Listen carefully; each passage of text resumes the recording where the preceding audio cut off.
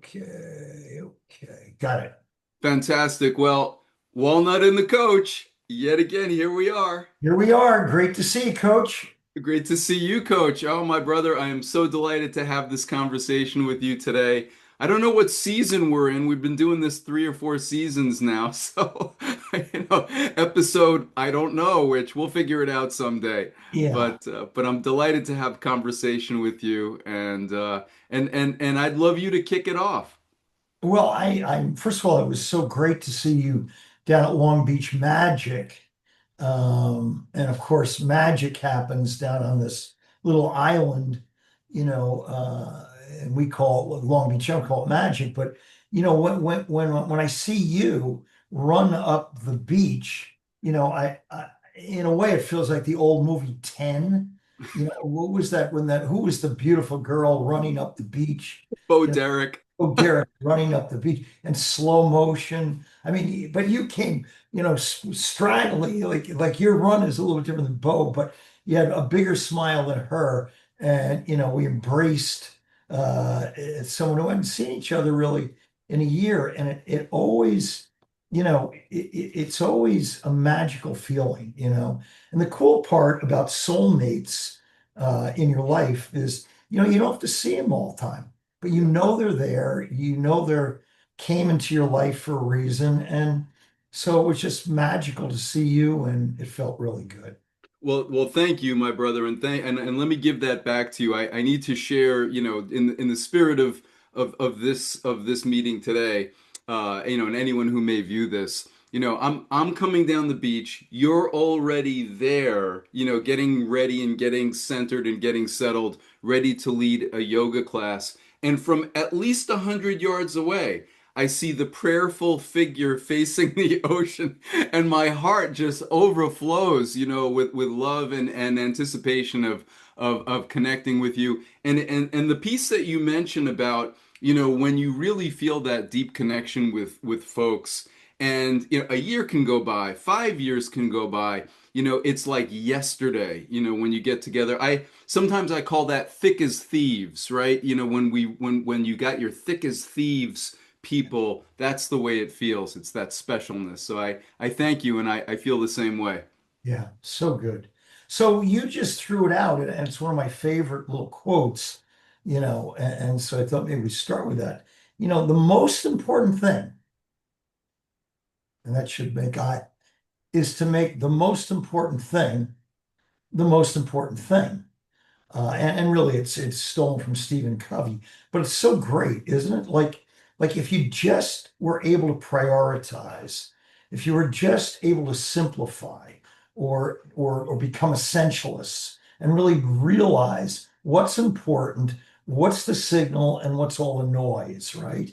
So that's kind of, as a coach, as a life coach, as a trainer, we're always trying to get people to go back to fundamentals, go back to the basics. And when life gets, scrambled all over the place and your brain goes this way, that way, what are those keystones? What are those essentials or the most important things? So I love the quote, and obviously you do as well. So give me your take on it. Yeah, no, I think it's beautiful and so profound. And it goes back to this thing we were talking about a little bit before we pushed record. This idea of getting in touch with what you really believe in. Who are you? Who am I? What am I about? What do I stand for? What's my purpose? What's my mission? And then really being able to prioritize and elevate that as much as we can. And I think sometimes it does require some conscious thought, some introspection, right? To think about, what do I really want to achieve in this world? Who am I? What am I about? What do I stand for? I think you had mentioned, when we were on the beach, Kofi Annan, attributing it to Kofi Annan, the United Nations. I agree. I think it's a critical process. It really is. Yeah, and as we mentioned, I think it's hard to figure that stuff out. It's a difficult question for most people. And the paradox, the trick, the kind of oxymoron here is it's not really your job to figure it out. That you actually know who you are, why you're here, what your purpose is, what you want. It's actually inside you. And if we thought it was hidden in there, where on earth is it hidden? Because I'm trying to find it up here, and it doesn't seem. So how do you actually go beneath the surface, and then just do this incredible thing, which is just kind of wait and be patient, and just ask for guidance, to be helped, to be shown what that is. So I love this Deepak Chopra meditation that he does, and I've been using it, and so maybe we want to try it. It's a way of Absolutely. finding this out. Yeah. So what he says is that, in order to get in somewhat of a meditative state, you've got to relax your body, unleash your hands, maybe bring your feet, if you have that option, to the ground, and just try to let go or release all attention of thoughts that are going on, and lead that with just a nice deep breath. So take a nice big inhale and then a nice long exhale. Great. And one more time. So inhale nice and deep, bring that breath all the way up through your heart, through your chest, all the way up to your maybe third eye, and then let it all go. Now bring your attention, bring your awareness right to your heart right in between your rib cage. It's just right up there. Bring all your attention right to that heart. Nice. Now, just internally ask yourself the question, who am I? Who am I?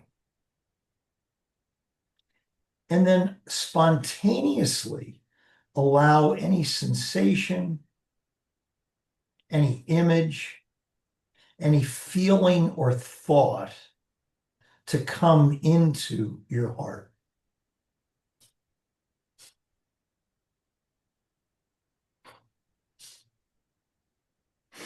Now, don't try too hard. Just bear with it. Hang in there. And now we normally wait a little bit longer, but for time purposes, now bring the question is into your heart. What do I really, truly want? What are my deepest desires? What do I really want?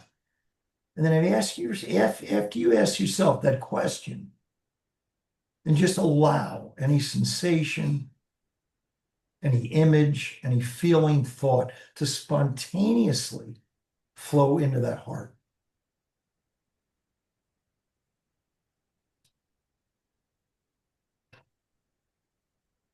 And then last question, what is my purpose here on earth?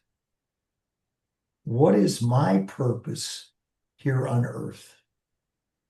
And once again, just allow for any sensation, image, feeling, or thought to come to your heart.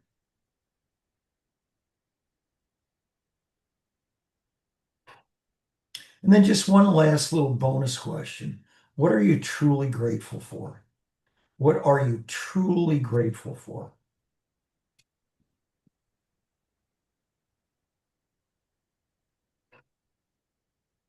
Nice. So take a nice little inhale, bring the corners of your mouth up towards your ears with a little mindful smile. And then you can flutter your eyes open. And, you know, again, maybe something came immediately. Maybe it was like, Coach, but I think it takes practice. But so how did you do with that?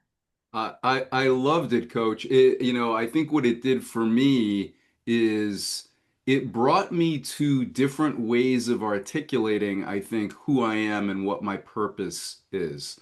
I think oftentimes I have certain words and certain things that I go to for, who I am and what I stand for. This led to sort of different ways, and different words and different images. I loved it. Great. Yeah, so interesting, so the question of who am I, we go back to that. a lot. And of course, my one of my mentors, the great Michael Gervais, who's just a great leader. He said, you should be able to, and it's a bad analogy, but with a gun to your head or like right now, in 20 words or less, be able to say who I am. And of course, all the greatest of the greats, whether it's Jesus Christ or Martin Luther King or Mother Teresa or Gandhi, they could hit it off like that, right? It's usually pretty condensed. So I've asked you this before, but who are you, Paul? Yeah, the things that came to my mind were teacher, guide, healer. Those were the words that came to, and I thought about it and I thought, maybe not a teacher in the sense that you've been a teacher like in a formal sort of educational system, maybe not a healer in the sense of, the medical profession, let's say. But those are the things when I think about, my purpose, it's to, as best as I am able, teach and guide and heal. I love that. And you're so much smarter than I am, so I need I all don't know about that, but thank acronyms you. and ways to remember things. But I'm the 3G guy now. Yeah.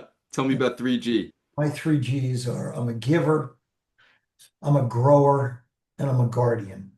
That's Mm. my job here. That's my assignment right this fall, to just give as much as I can in little incremental dosage to as many smiles, some pats on the back, some compliments, as much as I can. And then just keep growing, like 1% at a time. Just keep learning, keep going outside that box, and then be a guardian, you know, be a guardian or a leader for the people that I know in my life that need that guardianship that I accept, and I'm happy to be it. So that's my 3Gs. I love that. Well, Coach, first of all, thank you for that activity. That's a beautiful exercise. I love it. It really it was profound for me, and I'm still sort of processing it. It was fantastic, and it leads me back to this question that you and I were pondering, before we started the recording, which is when I think about your 3G, right? Can you say your 3G again? Yes, a giver, A giver, a grower, a grower, and a guardian. a And I grower, use and the a word guard. grower just, I mean, just the way it came out. I want to give, grow, and take care of others. Right.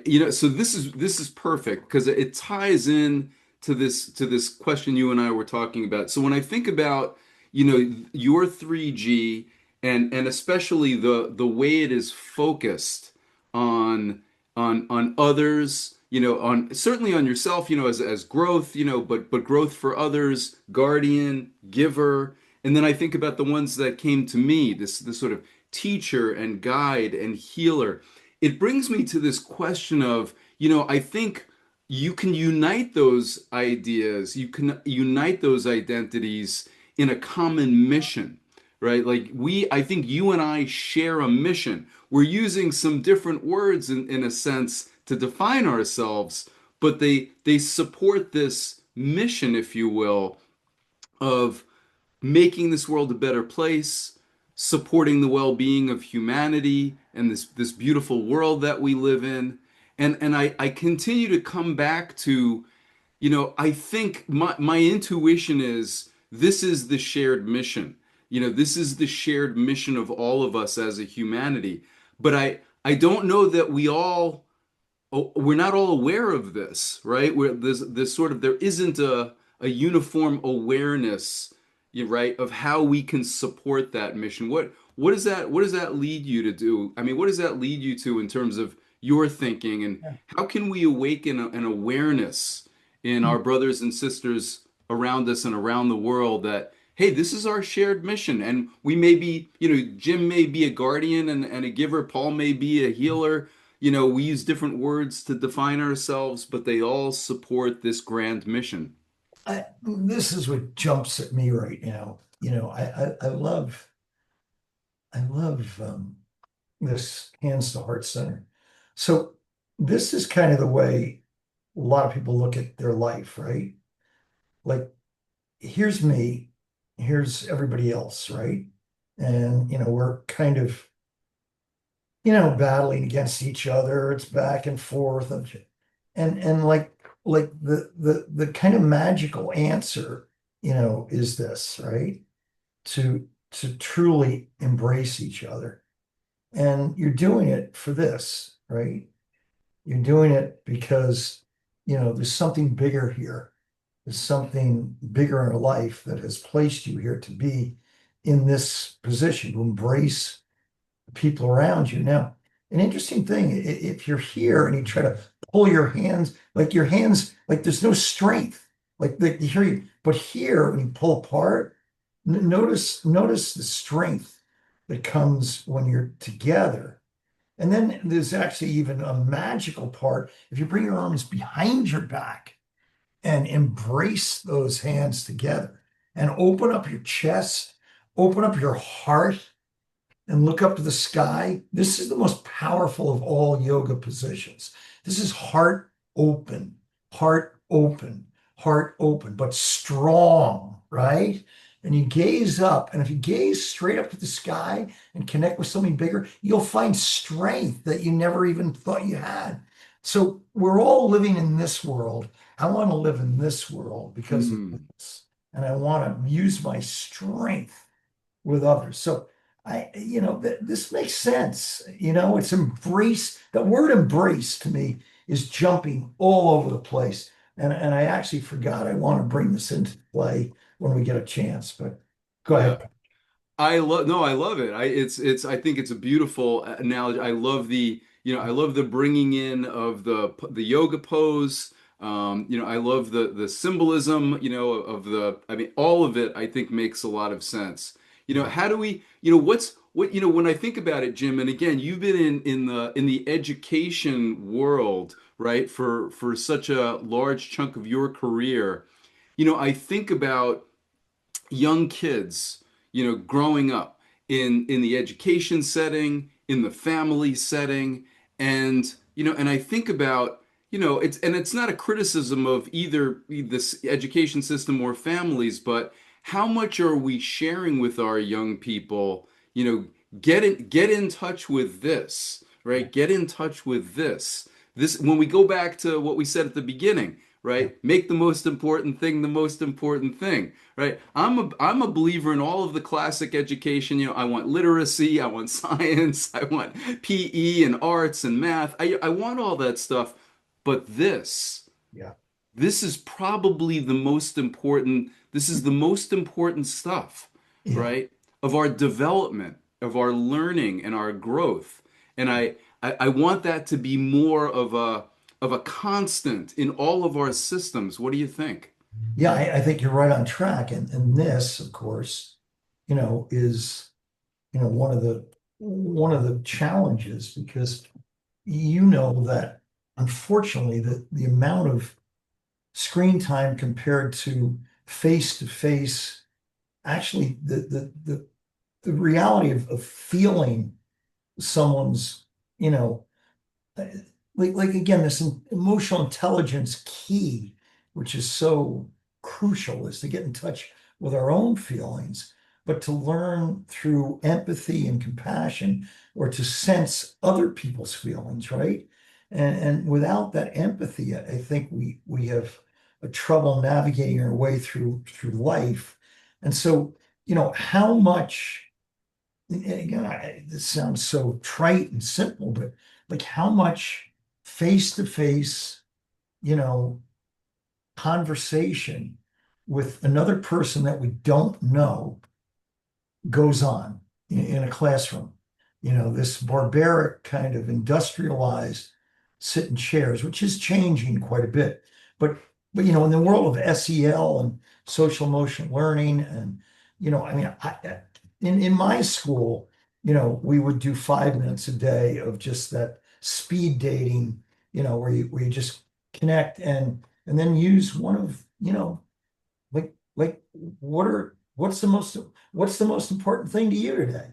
And to speak for 30 seconds, and then work on the most important skill you could probably learn in your life, maybe it's not addition, maybe it's not, multiplication, maybe it's not, uh, maybe it's listening, right? Mhm. So how do we get good at listening? We learn how, and then we practice it.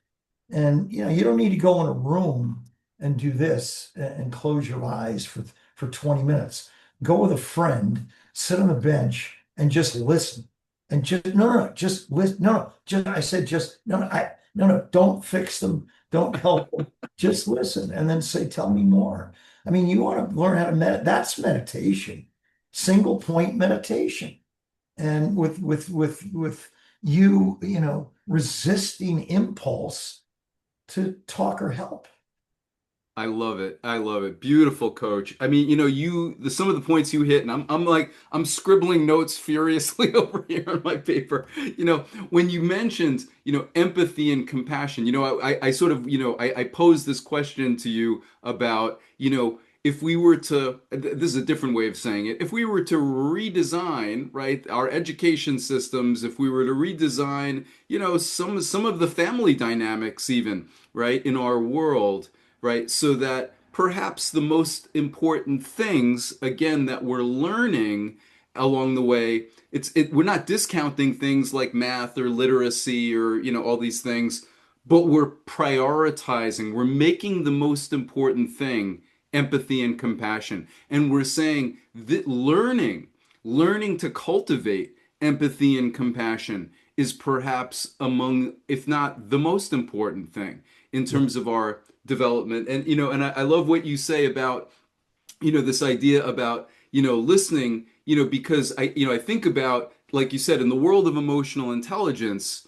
social skills, right? And chief among social skills is listening and affirming others. And I'll tell you, in our world today, it seems like in some sense it's a lost art, because it seems like all too often the minute we think that we see things differently, we stop listening, right? We're like, oh, Jim sees this like X and I see it like Y.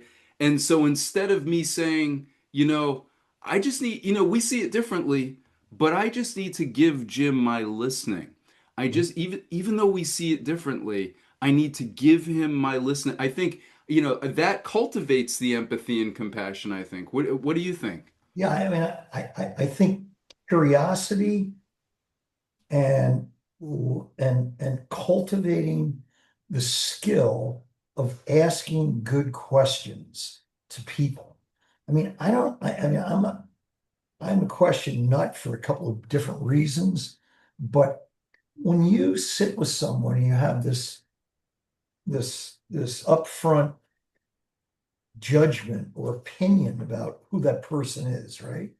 Like, oh, this person's had that kind of, you know, and then if you take the time to actually ask questions about, their past and some of the things they've gone through, some of the challenges they've been through in their life, and once you hear that, it's like if I had only known, like I thought you were just an angry old jerk. I had no idea that 4 months ago your son committed suicide and your wife, was stricken with cancer. I thought you were just an angry old man. So I didn't approach you. When we work in the prison quite a bit, so you get that chance to to talk to people. And I'm not so sure you can develop that skill of understanding someone else's feelings without asking questions. And so, I think that's so anyway, that was kind I, of my answer. I love it. So what that led me to, Jim, is sometimes I share the story or the idea of the two suitcases, Yeah. right? The two suitcases goes like this. When you and I meet each other for the first time in this life, we've never met before. Yeah. You are holding two invisible suitcases, and I am holding two invisible suitcases. And in the first suitcase are any hardships or adverse experiences we went through as kids or in our early years growing up, things that we are forever healing from. It's a healing journey. You know, death of a loved one, divorce of parents, you moved to a new town when you were a little kid and had to start over with your friend group. That's in the first suitcase. And in the second suitcase are any challenges or hardships that we're going through today. You know, like you said, you know, sister's in the hospital, you know, best friend is, you know, struggling, kids struggling in school, right? That's all those current challenges and hardships are in the second suitcase. And so when we meet each other for the first time, I don't know what's in your suitcases and you don't know what's in mine, but we know we both got them. And when we keep that sort of top of mind, I think it leads us to empathy. I love that. That's really good. It's really, really good, Paul. Love it. Do I have the right to steal that? Of course, I think it's stealable. I think it's out in the common.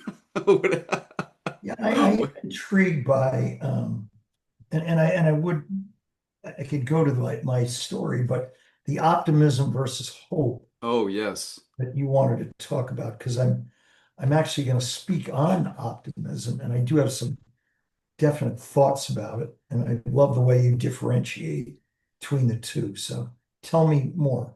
Well, so this, you know, I was recently having a conversation with my very wise cousin Aura, who lives in Boston, and we were talking about you know, the challenges in our world today. And you know, and Jim, you know, I fancy myself an optimist, so I'm not, you know, I'm not, you know, I don't, you know, just bring cynicism. I bring a lot of optimism. I think I bring hope. And, you know, but we were talking about there's a lot of darkness, you know, in the world today. And maybe it's always been there. I don't know. Maybe we're more aware of it. Maybe who knows? But there's a lot to be concerned about. Sometimes it can get discouraging. And so we started to talk about optimism versus hope, and she shared this beautiful quote. It's sort of a long quote, but I'm going to share it with you by Václav Havel, and it goes like this: Hope is an orientation of the spirit, an orientation of the heart. It transcends the world that is immediately experienced and is anchored somewhere beyond its horizons. Hope, in this deep and powerful sense, is not the same as joy that things are going well or willingness to invest in enterprises that are obviously headed for early success, but rather an ability to work for something because it is good, not because it stands a chance to succeed. Hope is not the same thing as optimism. It's not the conviction that something will turn out well, but certainty that something makes sense, regardless of how it turns out. It is hope above all, which gives the strength to live and continually try new things. And Beautiful. I loved it, and I thought so. I've been thinking a lot recently about, you know, I've always fancied myself an optimist, and someone who has hope, but they are different, right? They're different, right? Because optimism, in some ways, you know, to paraphrase, at least for me, you know, optimism is this ability to visualize or believe that things are going to work out well. Hope is a different sort of an animal. Hope is, hey, things may or may not work out well, but still, I believe that I need to think, do, and say the right things, right? Because I want things to work out well, whether they work out well or not. Yeah. I mean, the hope one for me has always been that acronym, which I think is the most powerful acronym ever created. Hold on, possibilities exist. So, you know, like that extra phone call, that one more doctor visit, that, you know, one more knock on the door about a job. Like hold on here, because there's always possibilities out there, and that gives you that feeling we're not done yet, we're not cooked.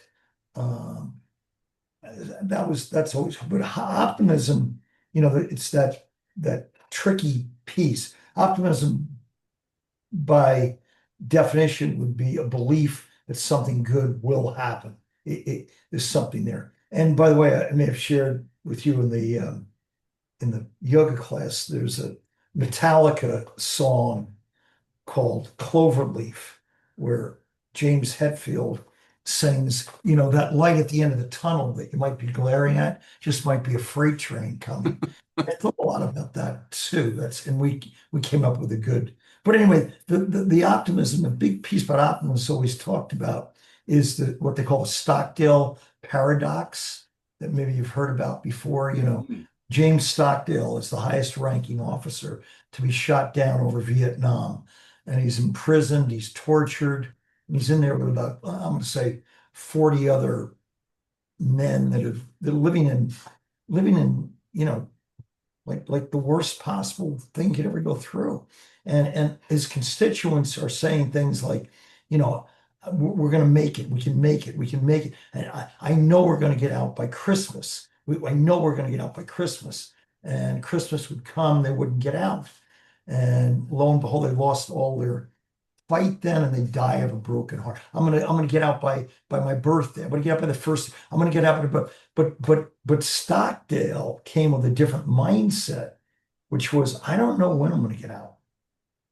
This is gonna be a long, hard road, and I don't know when I'm gonna get out. There's no end point, but I know I'm gonna get out. Like it's a different as opposed to because I think when we're optimists, when things go astray or awry, we can suddenly, be like, geez, where's my I mean, I believed I was going to win, but I didn't win. No, you got to get back on the track again. Eventually you'll win. So it's just that paradox of, optimism. And, a lot of people like to call themselves realists, right? Like don't call me an optimist. I'm a realist. Why don't you? And I think that's just fear in disguise. You know, I always, this little, I think it's a Mel Robbins thing. Like, what if you just said to yourself, like, everything always just seems to work out for Paul? Because look at you, you're 50 something years old. You've been through a myriad, thousands of challenges in your life. And you know what? For some way, it's kind of worked out. Maybe not like you thought it was going to. So, that's an optimistic view. It's probably going to work out. And as you insinuated earlier, maybe not the way you think it's going to work out, but it will work out. Yeah, I love that, Coach. I'll tell you what it leads me to think about, and I love that we're unpacking this because I do think it's so important. I think, you know, it's important to have both optimism and hope. I think they both are tools and they both have function, right? So on the one hand, optimism, the light at the end of the tunnel. I love the idea, maybe a freight train, okay, right? At the same time, that notion that I can visualize and believe that things are going to work out well, just optimism alone may help inform the steps that I take to help make that happen. And and hope in some ways, and I love what you said about realism, maybe there's just some fear that comes into that when I say I'm a real instead of realist, I'm a realist, I'm a hopeful person who, even though I'm working for the good outcome, I do recognize that it may or may not happen, but I want it to happen, and I think it's the right thing, right? It's the right outcome, Yeah. right? So optimism and hope sort of bootstrapping each other. Yeah, and let's look at trends and patterns. There aren't too many people that we look up at and admire and respect who've done incredible things that weren't optimists, didn't believe they could do it. In the face of a lot of adversity, with a lot of people telling them you're crazy, I mean, like that's part of the deal. If you really wanted and so, waking up each day and being optimistic, being enthusiastic, be energized, be enthused. I mean, look, to me, that's the whole thing.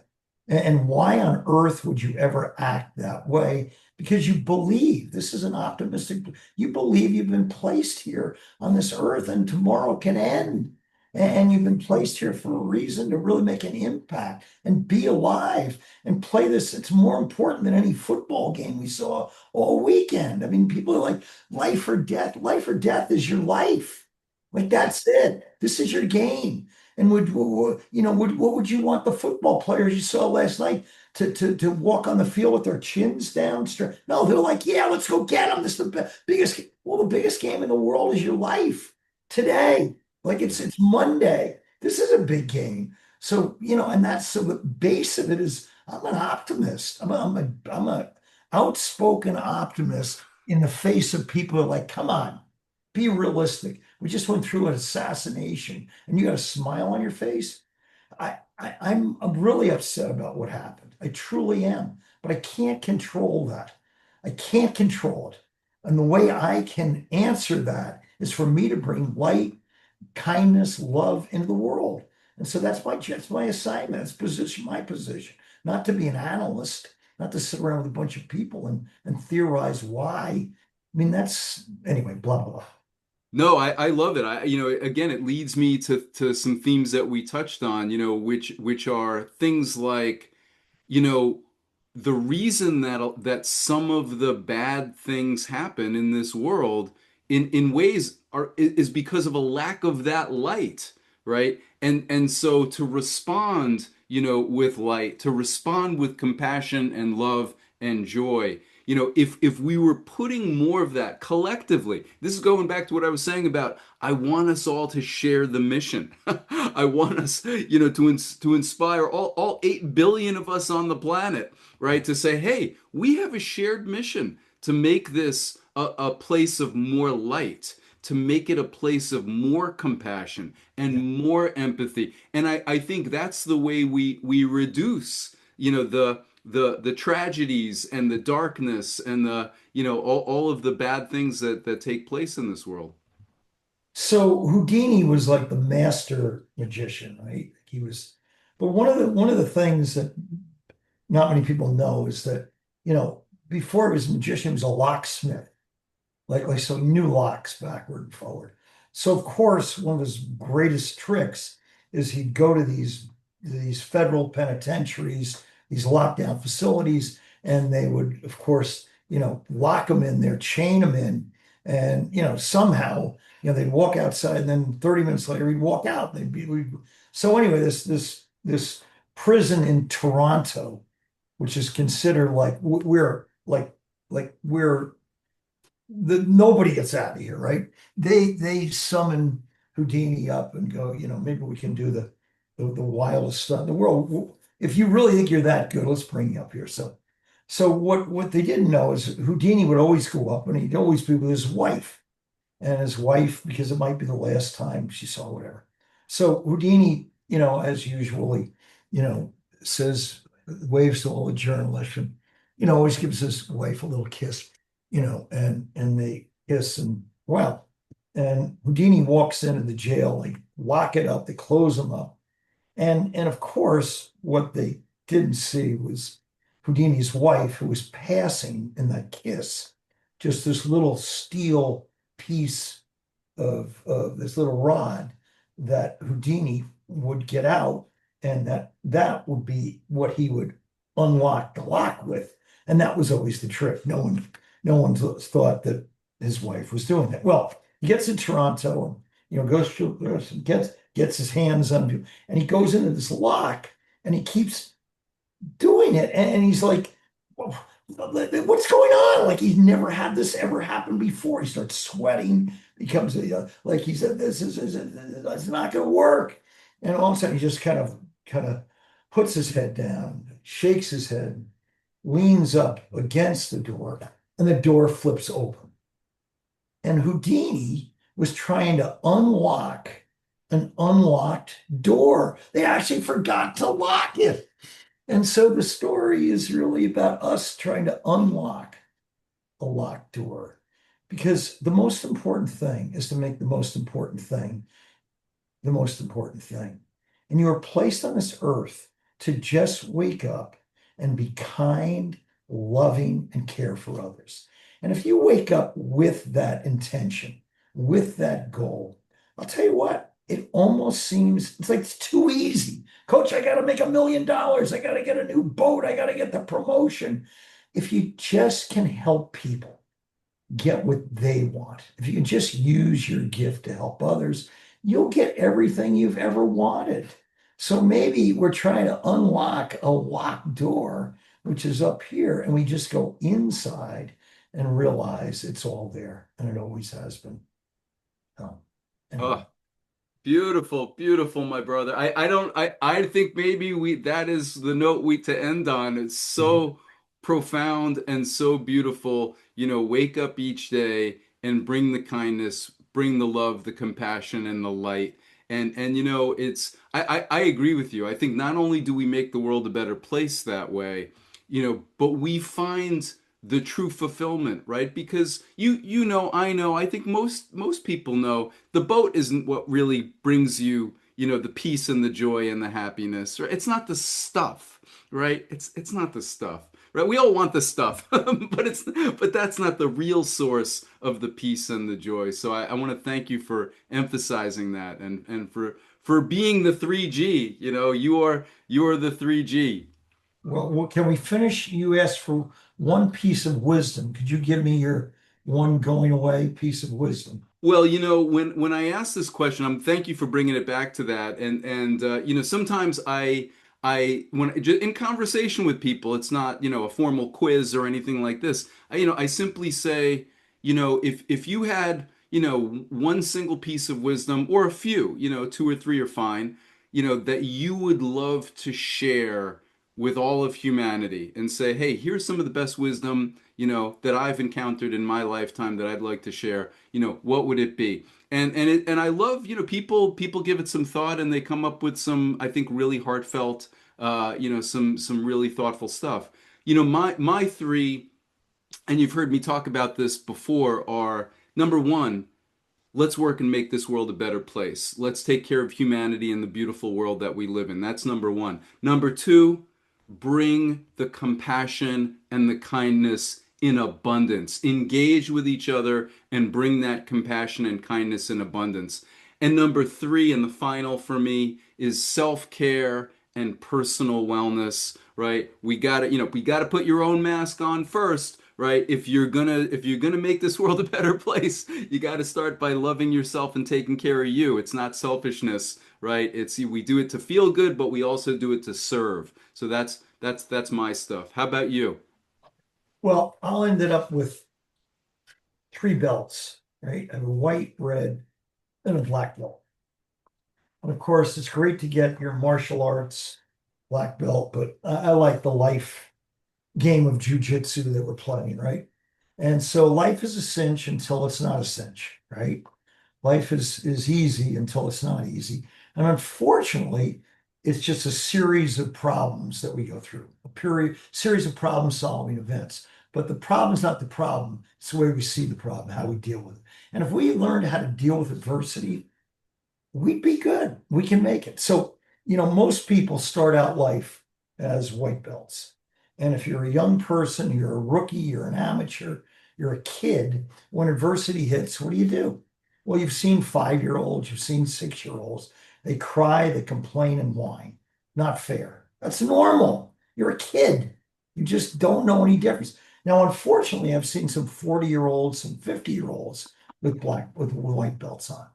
Okay, this is not fair. It's not gonna, nobody else has to. Then all of a sudden we get these red belts that come into our life. And the red belts have learned the next step, not to fight what's happened, to release the resistance and accept it. Accept what's happened. Can't change it. It's out of your control. And simply accept it. The red belt. And then, of course, we have you, Paul, and some of the master black belts in life. And they don't whine and complain. They don't even just accept it. They actually embrace the challenge. And that's the difference. Black belts look at their challenges, not as challenges, but as opportunities to grow. So do you got to go through this? or do you get to go through this? Mm. Do you have to deal with this problem, or do you get to deal with the problem?